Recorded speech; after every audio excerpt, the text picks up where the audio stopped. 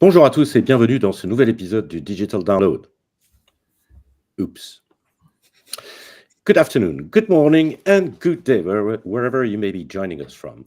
Welcome to a new edition of the Digital Download, the longest running weekly business talk show on LinkedIn Live, now globally syndicated on TuneIn Radio through IBGR, the world's #1 business talk, news, and strategy radio network. Today, we're delving into the power of community with our special guest, David Pugsley, a success strategist and storyteller at Salesforce. But before we bring David on, let's go around the set and introduce everyone. While we're doing that, why don't you in the audience reach out to a friend, ping them, and have them join us? We strive to make the digital download an interactive experience. Audience participation is highly encouraged. Tim, why don't you kick us off? Yes, thank you, Bertrand. Welcome, everybody. My name's Tim Hughes. I'm the CEO and co-founder of DLA Ignite, and famous for writing the book, Social Selling Techniques to Influence Buyers and Changemakers. Excellent. Tracy? Good morning, everyone. I am Tracy Borison, founder of TLB Coaching and Events, a proud partner of DLA Ignite. And I don't know about you guys, but I feel like the show has gotten like a new level of distinguishedness with the French intro. I really like it. And I am like a huge proponent of communities. So I am super excited for this conversation today. Thank you for that, Tracy. And thanks for the, what did you say exactly? Distinguished. The distinguished. Excellent. Thank you so much. Adam. Hi, everyone. I'm Adam Gray. I'm co-founder of DLA Ignite and Tim's business partner. And this show every week is like a community in itself. So it would be really interesting to hear David's perspective on building communities. And it's lovely to feel part of something, isn't it? It is. It is. And myself, Bertrand Godillot, I am the founder and managing partner of Odysseus & Co., a very proud DLA Ignite partner as well. And as I said, this week on the Digital Download, we'll speak with David. David has a unique perspective on how connections can drive success. With a background that spans from the Royal Navy to the tech industry, he's learned the value of relationships and community throughout his career. So let's bring David on. Hello. Welcome, David. Bonjour. David. Bonjour. Ça va? Ça va bien. No, that's it. That's the extent of my Yeah. David, thank you so much. Good afternoon and welcome. David, let's start with having you tell us a little bit more about yourself, your background, and what led you where you are today. Thank you. Thank you, Bertrand, and thank you for inviting me on the show. It's a delight to be here and a delight to be talking about communities. That I came, as you said, from the Royal Navy, so I had a full career in Her Majesty's forces, serving all around the world, doing various different jobs at sea and shore. And when I came out of the Navy, I thought I needed to do something with my life. So I went into the computer industry, and I spent the last 20 odd years in the IT industry, in various large corporates and small startups. And I now find myself at a small company that some people may have heard of called Salesforce. And I'm actually responsible for our MuleSoft business development into our public sector and defence territories. So it's quite an exciting area for me to be involved in. And Salesforce is a fascinating, interesting company to join at this stage in my career. So I'm really chuffed to be involved with that particular company. So that's me, and I met some mad people a few years ago called Tim and Adam in another company. And and they told me about this thing called social media, which I'd never heard of. And then here I am now on LinkedIn Live. An influencer. All right, tiny compared to you two. excellent. Excellent, David. So, David, let's start with a foundational question. What is the role of community in today's digital world? Well, I think one of the great things about social media is the ability to form communities across boundaries, and I'm particularly keen on what I sort of in my internal monologue call communities of soul, because I think we as when you're on social media and LinkedIn and things, people talk about networking, and you get to networking events, and that tends to be quite transactional. And I think what I'm trying to do with my community building is to delve a bit deeper into what actually people, what makes people, and what makes people tick, really. And a lot of that for me, I was at an event yesterday, which was fascinating, because that was a real soul community, about kind of like, how do people think about building businesses, and how do they sort of join. One of the constituents, one of the participants was talking about joining two sides of herself together. The sort of business perspective and her own personal sort of, drive and energy. And I thought that was just beautiful, because it's like, that's what I'm about, that sort of like building communities where people find their soul and find their center, and engage, and, interact with not just clients, but other people within the community through that, through that exchanging real value, in person to person communication.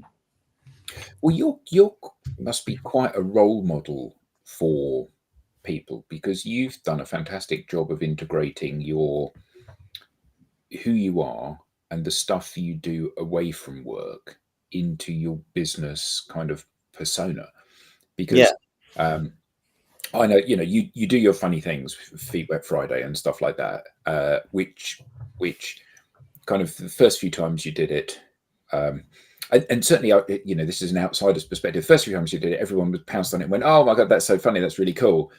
And then you went on and on and on doing it, and people are like, "Oh God, here he comes again." And then all of a sudden, in spite of themselves, people are going, "Actually, this is really cool," and it's become part of my weekly kind of program of stuff that I consume.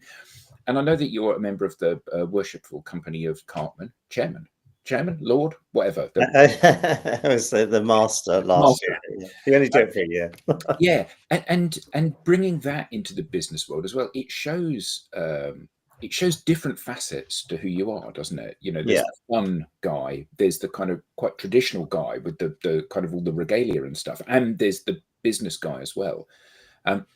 And you must see people that work with you and people that you interact with starting to latch onto this and do the same in their own way. Yeah, exactly. Yeah, and that's so exciting, isn't it? Because it's sort of like, well, it's quite relieving as well, because it means I'm not just on my own anymore. I'm not on my own madness, which certainly when I first started Feet Wet Friday, for those listeners who don't know what Feet Wet Friday is, it's a very simple concept that on a Friday you get your feet wet, and you do it on LinkedIn. and there is a story that goes behind that, which you can go to if you want to, but it's kind of like that. When I first started that, I felt quite alone and thought, oh, is this kind of like, is this actually going to be something that is, I'm doing it on LinkedIn, for God's sake? It's like the world's professional network. But I felt deep down, and I think that's where this sort of idea of community and support and everything else, deep down, I knew there were people that I was, connected to on LinkedIn that had done similar journeys in their own lives. I've got friends who were, one of them was an accountant and then turned himself into a poet. And there's other, people who had, very sort of corporate careers and are now deeply involved in, coaching and running charities and all sorts of things. So I think I was thinking about that kind of, Feet Wet Friday for me was something about kind of breaking out of that. I was in a bit of a funk, really. That's why I actually did it. But behind it was a sort of idea that actually that there was something real there, that actually by doing something physical, you could actually break out of that kind of mold. That's the breaking out of that mold would get you closer into who you were. So when you meet people, either face to face or virtually, do they reference the things that you've done online? So do they connect here's the David that's gone into the -5 degrees water and is screaming because it's so cold, and here's the David that's putting on his kind of Carmen regalia, and here's David, the businessman that's going to help me with the implementation of a software solution? Yeah, I think it's fascinating. I think one of the things about social media is that 9 times out of 10 people I meet these days they go, I think I know you already, I'm not sure where from. And it's sort of like there's sort of curiosity in there, kind of like, particularly if I'm meeting them face to face. If I meet them online, there's I had a classic comment with one of my potential clients a couple of months ago, where he said, I think I know you already. It feels like I know you already. And so, it's that classic, what you talk about, Tim, in your book, and Adam, you teach, is that kind of like, of course you know me already, because I've been there. I've been there in your feed, and it's that subliminal thing, isn't it? And is that a good thing or a bad thing? I think it's slightly discombobulating for some people, because they kind of think, and I had, funnily enough, one just yesterday where a lady online sort of said, "Why do we know each other?" In a sort of very interesting sort of like upfront way, even though she connected to me a couple of weeks ago or whatever, and I was just sort of reaching out and suggesting that we should have a coffee or something like that, and it's sort of like there was a bit of a kind of like in her mind, there was obviously a bit of a kind of like, who is this person that's invaded my life? But I think 9 times out of 10 it's much more, it's an easier kind of interaction, because people sort of they kind of get themselves through that bit of like, they think they know you, and they just make the mental leap that actually they do know you, and the conversation flows as a result. Well, and I think too, David, one of the things that I have seen is that when you reveal the different facets of your personality, people think they know you better because they've seen more of you. And even though when I'm working with clients, it's like, people, I don't want to share that. I'm like, I'm not telling you have to share everything. Just share that you're multidimensional. Share what you want to share in your multidimensionality. It does not have to be all of the things. And also, I think one of the really interesting things that I've experienced is that when people do meet you, either virtually in a one-on-one or in person, that brand experience is the same. So they have that experience of like, don't I know you? My favorite thing I got once is like, oh, you're Tracy from LinkedIn. Yeah. Like, I'm the only Tracy on LinkedIn, which I'm not, by the way. But like, her experience of me is like Tracy on LinkedIn. And then we met in person, and it was really cool. So I have question about this though. So I think all of us have probably experienced those people where we reach out and they're like, why are you reaching out to me? Like, how do we know each other? I only accept connection requests from people who I've met in person before. And I'm like, okay, that's not how I do it, but that's fine.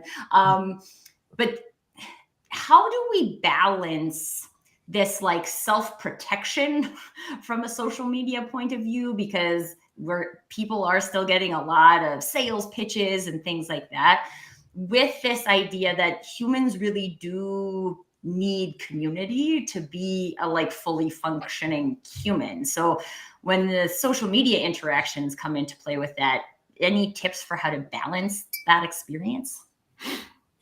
Yeah, I think you're absolutely right. It's about the multi-dimensional fact of who you are, and the more you can show that online, in obviously in a sort of appropriate way, I suppose. I mean, I suspect I'm probably on the edge of like where LinkedIn would really value me to be in terms of. But even that, like, because I think about this a lot, like that's kind of a story. We all have our like edges of where we think LinkedIn has been created, and LinkedIn has been created as a professional networking site. Yeah. That is very broad unless we create a narrower definition of what professional networking is. But I think a lot of people would also say that like building a soul community is not the same as building a professional network. Yeah. But then my question would be like, why are these two things different? Are they different? Do they have to be different? Yeah, exactly. And I think that's the that for me it's about, well, it's for me, I try and make it about my experience rather than tell people. So that's a big thing for me. It's got to be about show not tell, and me, talk about me rather than we. So it's about my journey, my professional journey, what the things I struggle with in my life, whether that's sort of blue funks or just not being off my game a bit, or on my game, or whatever it is. And I think part of my so I think building that over the years on LinkedIn does give me a profile that sort of says, well, this person's normal, but he struggles with things that everybody struggles with at work, because work is where you learn, isn't it? Work is that sort of what yeah, exactly, Mary. make it fun, but also a recognition that actually is sort of like there are some tough bits. There's some bits that really gritty bits, and that's of course where the learning happens. Isn't it, in relationships or work or whatever. So I suspect there's something about that, how you build a community is you show yourself, don't you? You put yourself out there, and then the community builds around you. I think it's something like that, isn't it? Well, yeah. I mean, people are certainly drawn to things that resonate with them. Yeah. I think that a lot of the challenge that we see on professional networks like LinkedIn is the fact that people talk about things that don't really matter. Yeah, I mean, whether or not you're working for Salesforce or another large tech vendor, actually to you matters, and to them it matters, but to me it doesn't, because that's just your employer until we decide to transact some business. That's your employer. So when people come to the platform and expect people to get excited about the fact that there's a new product or a new service, or even to a lesser extent that they've been promoted, although there is some engagement on that, because obviously it's about you rather than about the business. But invariably, the biggest wins that people get are when they talk about stuff that matters to everyone. I've become a parent, or I crashed my car, or my dog died, or whatever the thing is, that there are loads of people out there that can empathize with that. And that's the bit that moves you closer together, and it's a true bonding experience, isn't it? It's the stuff, like you said, on which relationships are founded. Yeah. Hello, I Richard. saw a post, a fellow marketer in my network had fallen on her bike and lost her front tooth and posted a picture of like her missing tooth. And she ended up going to the dentist and getting a replacement and everything. But the post went viral. And the only reason she posted it was because she wanted clients to know that like this had happened. And if she wasn't responding, that like this was why. And she was like, I've never had so much business in my life. Everyone wants the marketer with one tooth. I don't know. But it's because it was a personal story and people felt like, oh man, like one, if that I can feel what that would feel like if that happened to me. And I can also like feel the bravery of someone posting that, because it would be very easy not to do that. Yeah. Right? I don't look perfect, especially from the female point of view. Right? Yeah. Like Yeah. I don't look perfect. I can't post this. And the humans loved it. And I think that is the thing that we forget when we're just looking at LinkedIn as a professional networking platform. We forget that all the people who are doing the professional networking are humans. And if we be human, then we can create connection, create community based on our humanness. And instead of, like Adam was saying, on the company who's your employer. But I think also showing that frailty, as you said, Tracy, is a really powerful thing, because and we see it now with kind of Instagram and TikTok influencers, where there's a move for women who are known for being extremely glamorous to post photos of themselves without makeup on. And I think that's incredibly powerful, because it shows people that perfection, in quotes, is actually just one facet of who people are. And I think that, we are increasingly starting to see that on business networks as well. Conversations around mental health and struggles in that area.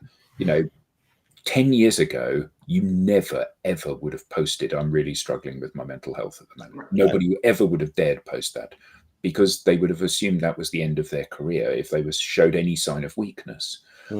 Whereas now, people that are going through a tough time often do mention it in passing. And I was ill a few years ago, and I posted about the fact that I was ill. I got literally hundreds of comments from people. And Tim said at the time, he said, you should print that out. And if ever you're feeling miserable, you should look at what people have said about you, and it will cheer you up. And I think that sense of community, people rallying around and showing their support, and if that support might be, well, I'm going to come around and see you and take you out for a bite to eat, or it could just be, I'm thinking of you. I think that's a really, really powerful and important thing, particularly because in the digital world has the power to move us closer together, but often it doesn't. Yeah. Often it means that we don't move closer together. Well, I'm new to this journey, and apologies for arriving a little bit late, but having sort of historically posted kind of the traditional sort of LinkedIn professional content, which has garnered very little interest. I've posted twice in the last 2 weeks, once about a dislocated shoulder, and the second one about the kind of mental health benefits of running. And both of them have actually garnered significantly more engagement than anything I'd previously done. And I kind of see this as being the sort of the conversation that you used to have between the reception desk and sitting down and having a formal meeting, the engagement on stuff that's less formal, but the stuff that builds the rapport and the basis upon the relationship that you're trying to establish. Yeah, this was Richard. Welcome, Richard Jones. So our digital download community is growing. So and that's a major addition. And it's Richard's first show. Everybody, exactly. Yay, Welcome, Richard. Welcome, Richard. The only problem is that I was due on last Friday, and I had something happening that I had no control over. And something similar has happened at 2:00 on this Friday afternoon. So hopefully it's not going to be a habit. It wasn't more gravel, I assume. No, it was another sort of domestic sort of semi-crisis that needed resolving. See, this is the good thing about the show being at 7 a.m. for me. There's no time before this for anything to go wrong. Exactly. All right, so I'd like to come back to something you said, David, because and also something that Tracy mentioned about bravery, and also about I think someone you met yesterday that was mentioning, David, bringing two sizes of ourselves together. And I'd like to understand, or maybe if we've got people interested from the business into how you can build communities. So how can you actually leverage community to build a stronger relationship with your target customer? So I think is there anything you can share with us on that front? I think one of I suppose the first thing is I mean, yeah, Adam mentioned that I last year I was lucky enough to run a volunteer organisation in the City of London, of a membership organisation of 600 plus members, and so that was a very deliberate community that had been set up around, the City of London, been running for 500 years. My job was to help try and modernise it and things, but it was a very deliberate community set up, and so I engaged with that in a very deliberate way, in a leadership role with a leadership team, and we did formal events and things like that. I think so that's kind of like one aspect of building communities. You set up a business, you set up a volunteer organisation, you set up a charity, whatever it is that builds that particular community. I think here on sort of social media and some of the other parts of community building, and there is an overlap of the Venn diagram does overlap in terms of it's all about humans and how humans interact with each other, but I think one is a very deliberate kind of process, much more process orientated, and one is much more organic, I think, where you kind of build people who have are attracted to each other because they're eclectic people, or they have a particular interest in I don't know, tiddlywinks or something.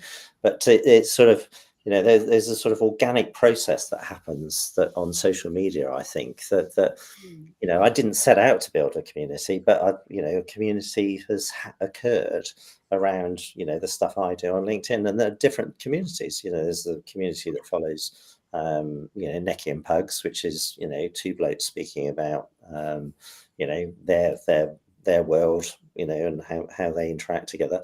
And there's a community around Feet Wet Friday, and there's sort of different sorts of people that are attracted to those communities. And I think in terms of business, then what I'm trying to do is create sort of multifacets for people to plug into, so that if business, I always think of myself, I'm not really a seller, I'm a buyer facilitator. If people want to buy something from me, they can come in through one of these sort of funnels, really, of different communities, but hopefully they'll come in a nice way, that they're kind of like attracted to the fact that I love tiddlywinks, or whatever it is that I'm particularly keen on.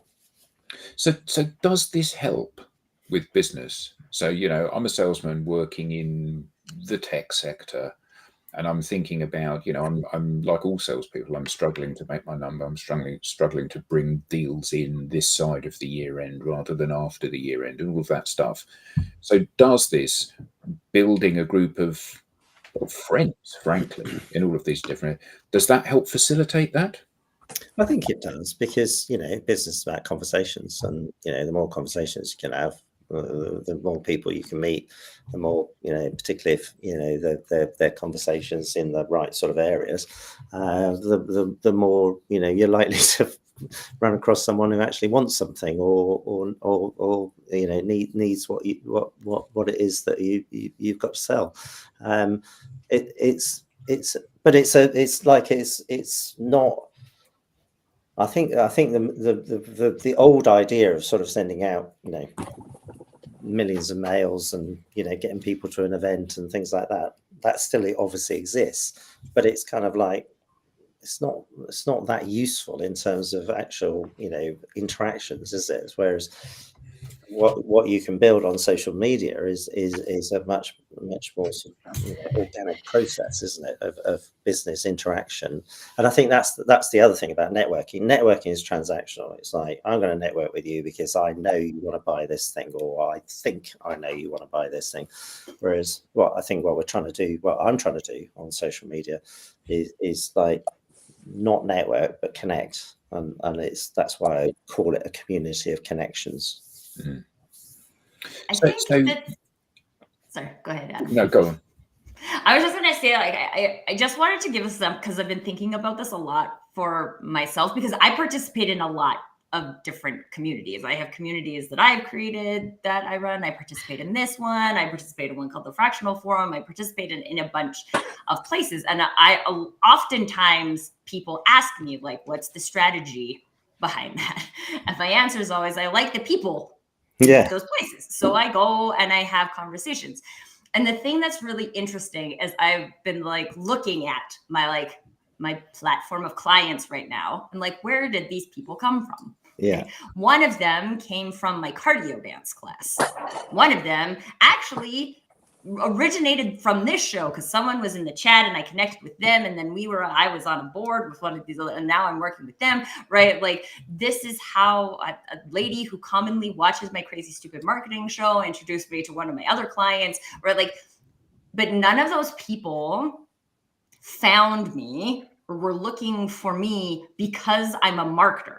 No. That's not why they were looking for me. They found me and they felt a connection, a vibe, because I allowed that connection to be the thing that I care about presenting to the world instead of a transaction. Yeah. And I think from a business development point of view, a lot of people miss that connection because they think they have to curate this really expansive network in lots of places, and who has time for that and all of those things. But if you can show up in the places that feel good to you with those soul connections, make soul connections with people. And yes, those people have to know what you do to make a good introduction at the end of the day. But if they like you first, then they care what you do.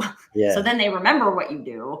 And then when someone in their network is like, oh man, I really need this kind of help, they'll be like, oh, well, you have to talk to Tracy, right? Like, there's no one else you should talk to. You should talk to this person. And that, I think, is the power. Also, because then as the one who's participating and building that community, I feel a sense of connectedness. I feel a sense of belonging. And now my clients actually fit that profile as well. And I think that people miss out on that. I think there's still a mindset that people think they have to chase clients. Instead of that, your best clients could be part of your community. Exactly.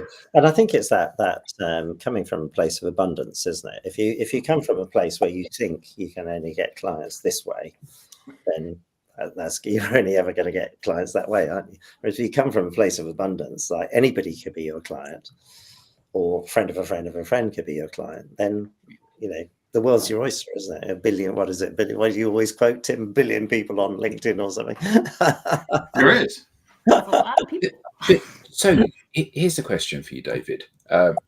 So you, and I don't mean this in a belittling way, you're just a bloke working in a sales role in a big tech company, and you've worked this out. How come most companies haven't worked this out? Yeah. And I think that your way of doing this is incredibly sophisticated, and it's built on forging relationships at scale with trust, with people that like you and therefore want to try to help you to do business with them and their businesses. Yeah. Yet most organizations think that the answer is just to keep shouting and keep shouting louder, and eventually someone will go, oh, of course, how silly. Yeah. And so how come you've got it and most companies haven't? I think it's that classic. I worked this out a few years ago, actually, that most sales books you read, they start with the client has already arrived. In some way, some magic way, the client has kind of come in the top of the funnel, and generally, because of where we've come from as the working world, particularly as we've gone digital, most of that is been in the marketing. Forgive me, Tracy, but It's true. I was just going to say that's marketing's job, right? Just fill the funnel. yeah. So that is most of that being the marketing job, and I think what's fascinating to me, I was invited to a marketing conference last year, so I toddled along to meet some marketers, see what they got up to, and it was absolutely amazing because they were talking in a totally and utterly different language from sales. They were like, oh yes, you do all this sort of stuff over here, and we do all of this, and it's marvelous. And I'm like, how many people actually arrive, having done all that, how many people actually arrive, in sales? They're like, oh, we don't care about that. This is the problem I'm out to fix, by the way, people. So just if you're wondering. Yeah. If you want that fixed, speak to Tracy. Just saying, talk to someone about it. It's not supposed to be like that. So, and I think that's the problem we've got in the way we set up corporates, or in fact the way we, I've been in small businesses as well. The way small businesses operate is that you've got this classic pattern where you've got to do a bit of marketing, build. I've been in a small business where we spent over a year trying to build a website. It's like complete madness, There's no. That's too long, by the way. People. It's a complete waste of time. Stop There you go. but probably it wasn't a complete waste of time. Sorry about that. But it was too long. And so you've got this sort of like you go on the course, you go on the 1,000 small businesses course, and there's all these various business courses and things. You read the books and everything else, and they all start with marketing, don't they? And then they get to the right, what we're going to do now, we're going to take these leads and we're going to warm them up and all this. It's a classic sort of funnel that every corporate has and small business has in their mind. Now, of course there's a funnel, but it's kind of the way we go about structuring that is still very old school. We haven't cottoned on to the fact that we've gone digital. It's a bit like a lot of my customers, I deal with public sector, a lot of my customers still have paper forms, and it's like, the world's moved on from paper forms, but we still have paper forms, and it is still the same in businesses where they still have this kind of idea that people interact with businesses in this very set, structured way. And of course the world has moved on. It's moved on 100 times since then. But businesses are slow adapters to that sort of change, aren't they? And is that because they just don't understand it, or is that because they're scared of change, or is that because they're embedded in the way things used to be? Because you must hear this a lot even in the sales role in a large, well-structured organization. You have a bad quarter and everyone's saying, yeah, but there's green shoots for next quarter, it's looking like it's going to be a much better. It's like a lot of this is delusional behavior based on what you hope is going to happen rather than what you think is likely to happen. Yeah, exactly. I mean, it's quite interesting, isn't it? I've been in organizations where they go through a very structured process at the beginning of the year where they kind of like say, right, we're going to write our plans for the year, and we're going to make this happen in quarter one and this happen in quarter two, and and so on and so forth. And all the salespeople are going to put down how much they're going to, what they're going to bring into the business, and so we'll have a lovely plan and everything. And of course, I'm thinking, really, how's this going to work then? Of course, you're not allowed to say that because you're in a sales organization, so you have to write your plan.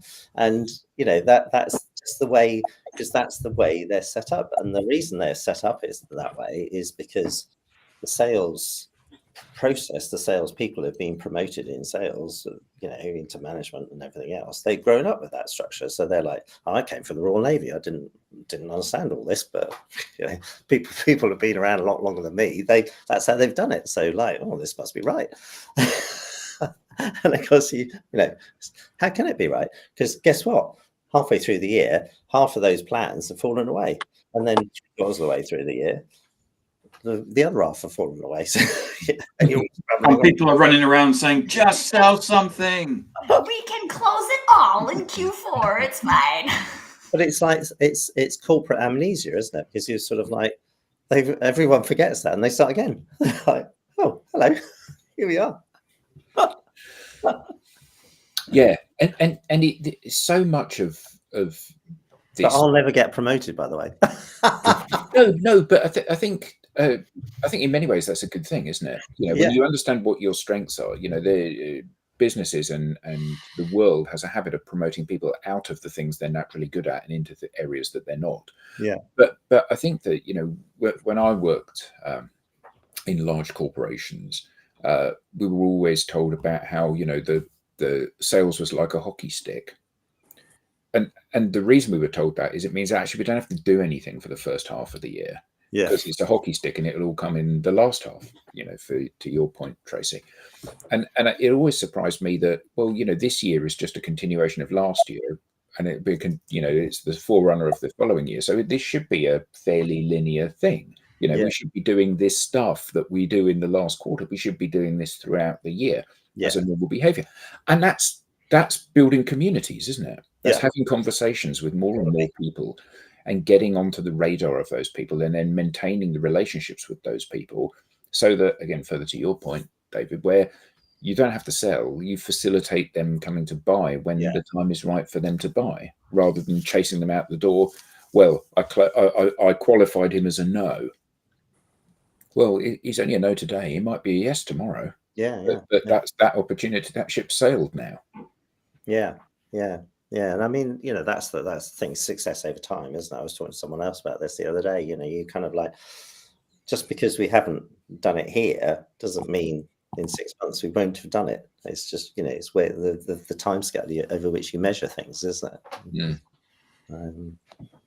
Well, and I think that's the thing too about relationships. When people think about like a human relationship, I don't think most people think that took like 5 minutes to build, right? Like a relationship builds over time. But also when you are like investing in relationships because you also feel the exchange, that becomes easier than if you're doing it from a very transactional place. Like if I'm just building a relationship today with you today because all I want is your money, like, I'm going to feel like if that takes a long time, there's no exchange for me. But if I'm building a relationship with you today because we both believe that communities are powerful and like you do that way and I do that this way, and who knows where that can take us from a community point of view, right? Like you would assume that is still in the process of being built. And so I think there is a lot of benefit, whether that's from like a marketing point of view, a sales point of view, an internal team building point of view, that like, how does the team feel about community building? Do we talk about community building? Do we look at it as if it's community building? Like, how does our language contribute to that?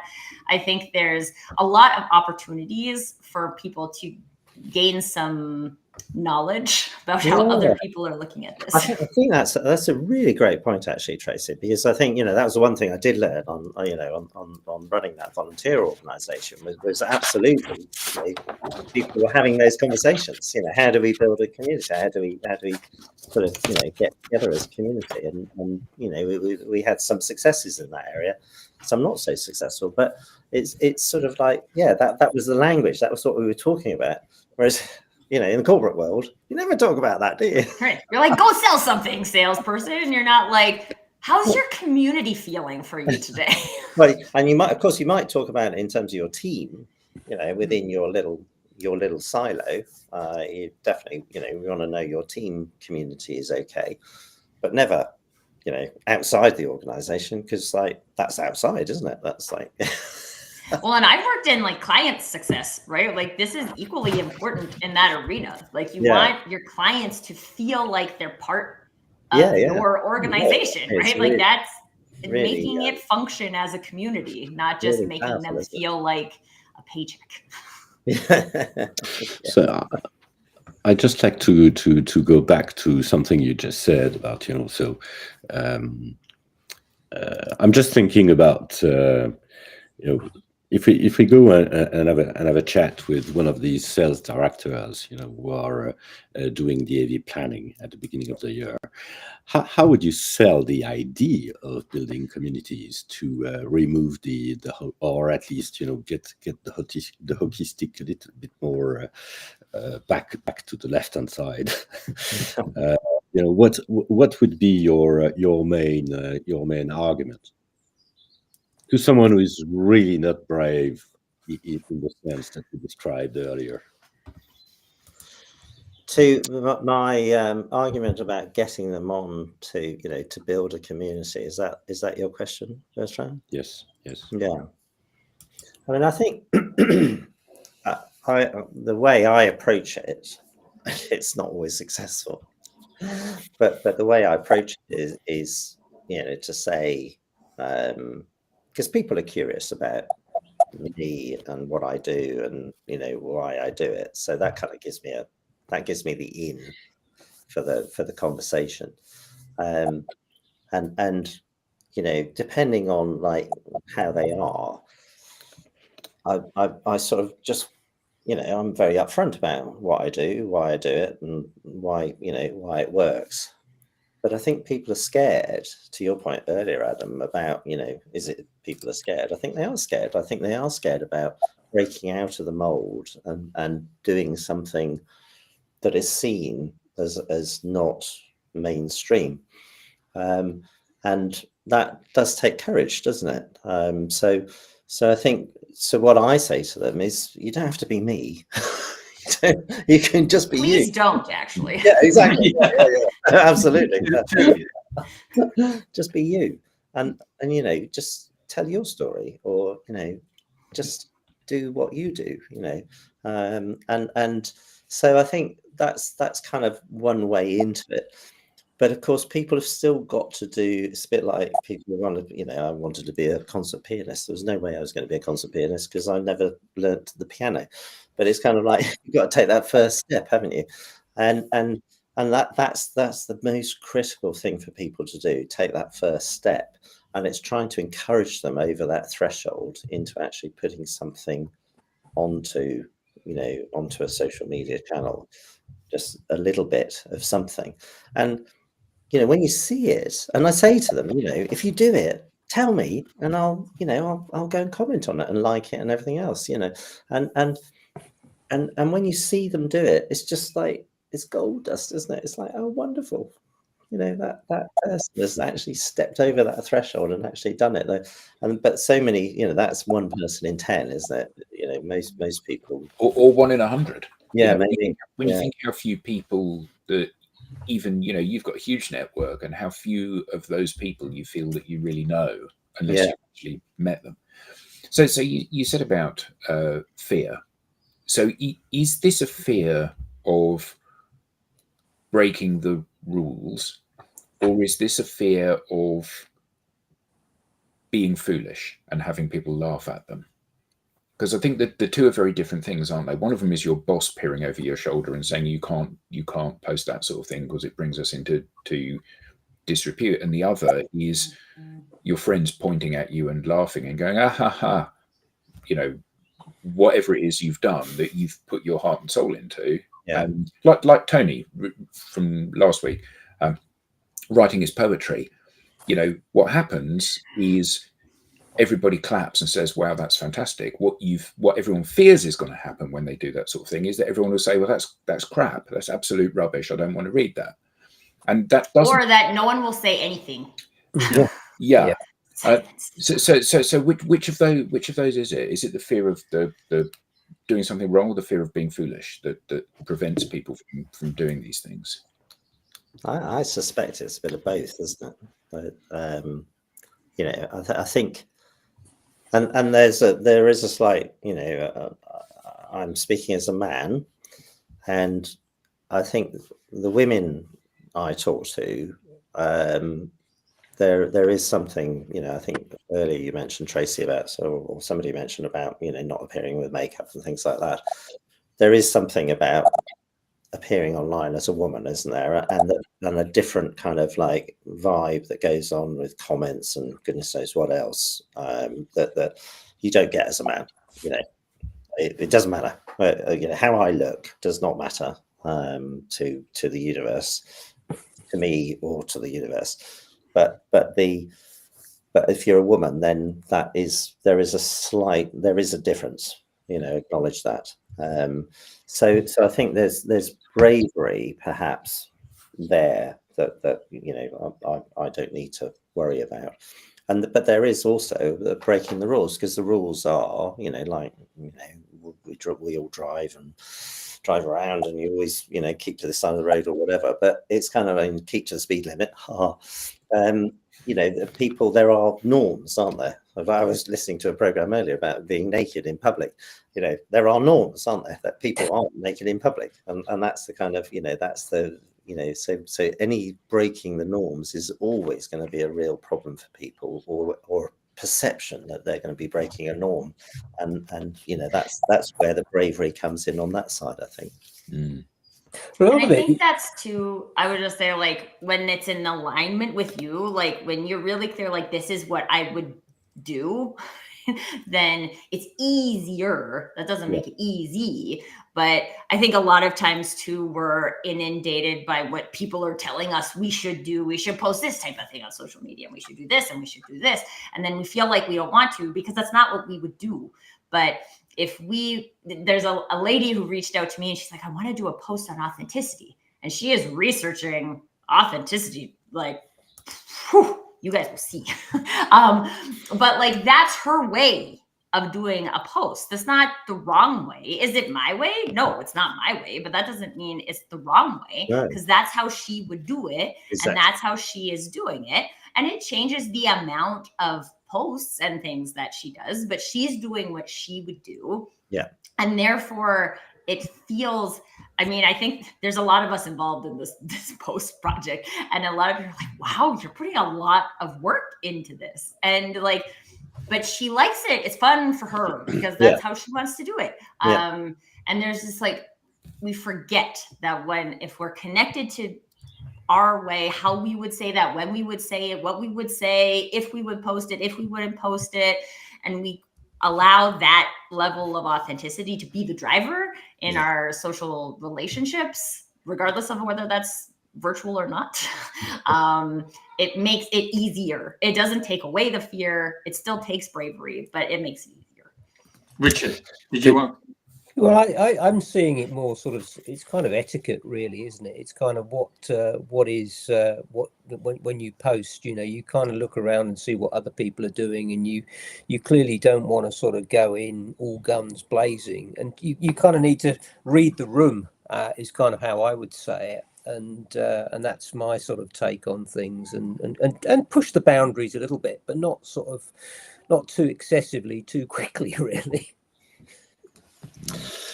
All right, David, you've got a friend. You've got a very good friend who says, and I'll take that as the last comment. You do it very well, Pugs, connecting with people, being your authentic self, and sharing a lens of how you see the world through your thoughts you share via your videos and the work you've done in your charity, volunteering work, and of course, Fitwet. Thanks for that, Tony. Thanks for being with us today. David, this has been great. Where can we learn more? How can we get in touch with you? So LinkedIn is my main channel. I am on Instagram as well, but that tends to be a bit random. But LinkedIn is my main random channel. So search for David Pugsley or Feet Wet Friday, and you'll probably come across me. Or Necky and Pugs as well. Excellent, perfect. Great. So we now have a newsletter. So don't miss an episode. Get the show highlights, beyond the show insights, and reminders of upcoming episodes. You may scan the QR code on screen, or just visit us at digitaldownload.live/newsletter. On behalf of the panelists and to our guest, David, and our audience, thank you all, and see you next time. Thanks, David. Thanks, Richard. Thanks, everyone. Take care. Bye. Thank you, Richard.